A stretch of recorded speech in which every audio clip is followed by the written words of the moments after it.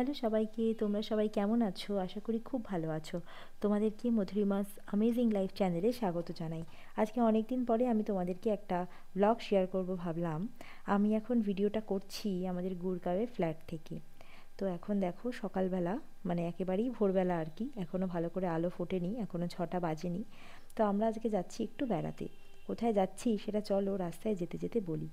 আজকে ভাবলাম যে পুরো দিনের ভিডিওটাই তোমাদের সাথে শেয়ার করব, কারণ আমি তো সেভাবে ভিডিওটা শেয়ার করতে পারি না তোমাদের সাথে, যদিও অনেক কিছু ফিল্ম করে রেখেছি কিন্তু সেগুলো এডিট করা হয়নি। তবে এবার কিন্তু আমি একটা একটা করে তোমাদের সাথে সব ভিডিওই রোজ শেয়ার করব।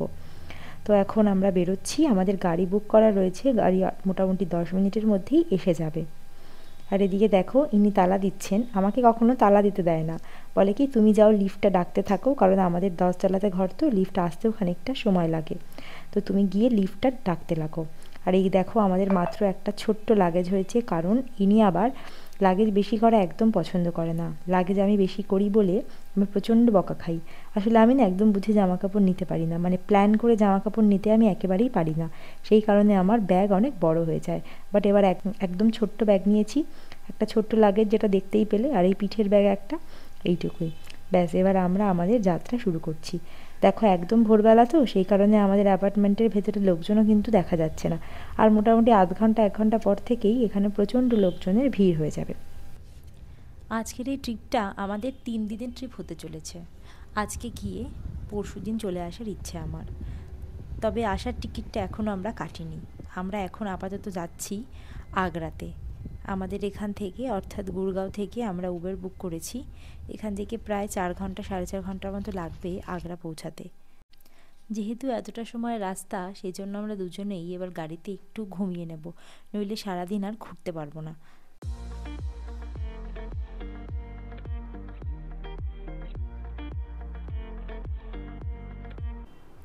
ফাইনালি গাড়িতে লম্বা একটা ঘুম দিয়ে আমরা পৌঁছে গেছি আমাদের আগ্রাতে হোটেলে। হোটেল বুকিং আমাদের আগে থেকেই অনলাইনে সমস্ত কিছু করা ছিল। ও এখানে ফর্মালিটিসগুলো করছিল, আর আমি একটু ভেতরটা ঘুরে দেখছিলাম যে হোটেলটা কীরকম। হোটেলটা দেখলাম বেশ সুন্দর, মানে ভেতরটা তো এত সুন্দর গাছপালা দেখে আমার তো দারুণ লাগছিল। আর এইখানে হোটেলটা দেখে আমার, জানো তো, আমরা রাজস্থানে গিয়ে, মানে জয়সলমীরে যে হোটেলটাতে ছিলাম, একদম এই ভেতরটা সেই ধরনের, সেই হোটেলটার মতো মনে হচ্ছিল। তো মনে হচ্ছিল যে হোটেলটা আমার চেনা, আমি যেন আগে এখানে এসেছি।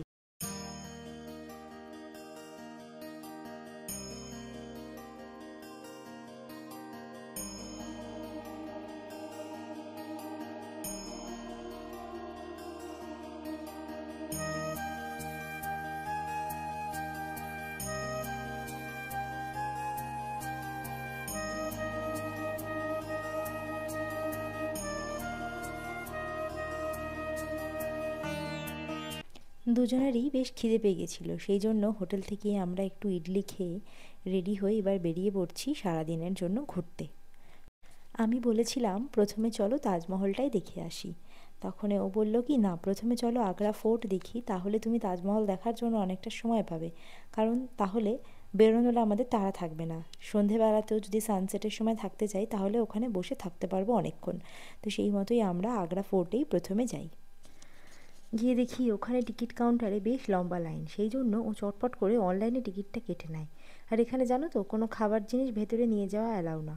আর তার সাথে যদি তোমার কাছে ট্রাইপড জাতীয় কোনো জিনিস থাকে, মানে সেলফি স্টিকটার সাথে যদি ট্রাইপড থাকে তাহলে সেটাও অ্যালাউ করবে না। যদি নর্মাল হয় সেলফি স্টিক সেটা করবে। আমাদের কাছে ট্রাইপডওয়ালাটা ছিল, সেই জন্য ওটা ওখানে জমা করে রেখে আসতে হয়েছে। এবার আপাতত ভেতরে আমরা ঢুকেছি। ঢুকে আমি তো এখানকার, মানে আগ্রা ফোর্টের স্ট্রাকচার দেখে অবাক। যদিও আমি এর আগে রাজস্থানে বেশ কতগুলো ফোর্ট দেখেছি, তবুও এটার ভেতরটা আমার কাছে ভীষণ ভালো লেগেছে। সেই মুঘল সাম্রাজ্যের ইতিহাসে পড়া গল্পগুলো যেন চোখের সামনে দেখতে পাচ্ছিলাম। মুঘল সম্রাট আকবরের সময় সেই 1556 সালে এই দুর্গের নির্মাণ কাজ শুরু হয়। তাহলে তোমরাই বলো, 450 বছরেরও বেশি পুরনো এরকম একটা ঐতিহাসিক স্থাপত্য দেখলে কে না অবাক হবে। তবে এটা কিন্তু এখন শুধুমাত্র একটা ঐতিহাসিক দুর্গই নয়, হাজার হাজার পর্যটকের জন্য একটা আকর্ষণীয় স্থান। আর এটা শুধুমাত্র একটা দুর্গই ছিল না, মুঘল সাম্রাজ্যের প্রশাসনিক, সামরিক, সাংস্কৃতিক কেন্দ্রবিন্দুও কিন্তু ছিল।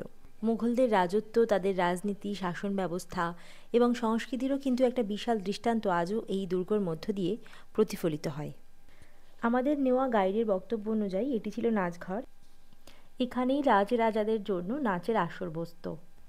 পর্যটকদের জন্য এই দুর্গটির মাত্র 20% কিন্তু দেখতে দেওয়া হয়েছে। বাকি 80% যে জায়গা রয়েছে সেখানে কিন্তু আর্মিরা থাকে। সেইখানে আমাদের মতো পর্যটকদের ঢোকা কিন্তু নিষিদ্ধ। মধ্যে আমরা এখন যে দিকটার দিকে যাচ্ছি সেই জায়গাটা থেকে একদম তাজমহলটা দেখা যায়। এর দুই দিকে দুটো ঘরে শাহজাহানের 2 মেয়ে থাকতেন। আর এখান থেকেই হচ্ছে দেখো তাজমহলটাকে কিন্তু দেখা যায়। দুর্গের বিশালতা আর আকার দেখে তো যে কেউ তোমার অবাক হবেই।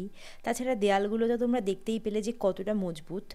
আর গাইড যেটা বলছিলেন যে এর চারপাশে মোট 95টি কিন্তু দরজা রয়েছে। আর দেখো দুর্গের নিরাপত্তাটা আরও সুনিশ্চিত করার জন্য দুর্গের চারিপাশ থেকে এরকম একটা রাস্তা মতো তোমরা দেখতে পাচ্ছ নিচের দিকে, ওইখানে থাকতো জলের মধ্যে কুমির। আর তারপরে যে একটা রাস্তা মতো রয়েছে সেখানে থাকতো বাঘ, যাতে শত্রুরা আক্রমণ করতে আসলেই কুমির আর বাঘের কোপেই তাদের মৃত্যু হয়। আর এখানে দেওয়ালগুলো দেখো, দেওয়ালে যে ডিজাইনগুলো দেখা যাচ্ছে এগুলো অ্যাকচুয়ালি সোনা দিয়ে খোদাই করা ছিল, কিন্তু এখন এই সোনার পাতগুলো কিন্তু তুলে নেওয়া হয়েছে। আর এখন যে জায়গাটা দেখতে পাচ্ছ সেইখানটাতে শাহজাহানের ছেলে ঔরঙ্গজেব শাহজাহানকে শেষ অবস্থায় কিন্তু বন্দি করে রেখেছিলেন। এইখানেই তার মৃত্যু হয়। আর যোধা আকবরের শুটিং কিন্তু আগ্রা ফোর্টে হয়েছিল।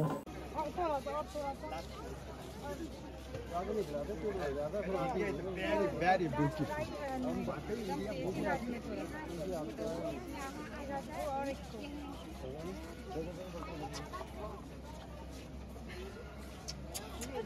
দেখছো কি মজার ব্যাপার, আমি তো একদিকে খুব মজা পাচ্ছি আবার আরেকদিকে ভয়ও পাচ্ছি।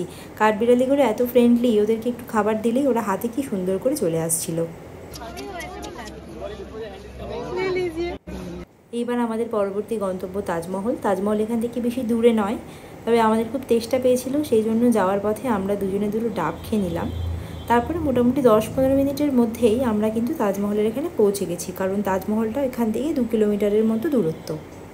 আর এর ভেতরেও কিন্তু কিচ্ছু নিয়ে যাওয়া যাবে না, সেই জন্য আমরা সব কিছু জমা করে শুধুমাত্র জলের বোতল আর ছাতাটা নিয়ে ভেতরে ঢোকার লাইনে দাঁড়িয়ে পড়েছি। অনেকক্ষণ লাইন দেওয়ার পরে আমরা ওয়েস্ট গেট দিয়ে এন্টার করলাম। তাজমহলের মোট 3টে gate, east gate, west gate আর সাউথ গেট। আর এখানে দেখো প্রচুর হনুমান আছে জানো তো, সেই জন্য কিছু সতর্কীকরণ এখানে লেখা ছিল, যেমন ওদের সাথে ডিরেক্ট আই কন্ট্যাক্ট না করা, ওদেরকে ইরিটেট না করা, ওদের ফটো না নেওয়া, ওদের সামনে গিয়ে না দাঁড়ানো, ওদেরকে কোনো খাবার জিনিস না দেওয়া, এই সমস্ত আর কি। আমরা যেদিন গেছিলাম রোদ ঝলমলে একটা দিন ছিল, তার সাথে খুব যে বেশি প্যাচপ্যাচে গরম ছিল তাও নয়, সেই জন্য আমরা খুব সুন্দরভাবে ঘুরতে পেরেছি আর তার সাথে প্রকৃতিটাকেও কিন্তু উপভোগ করতে পেরেছি।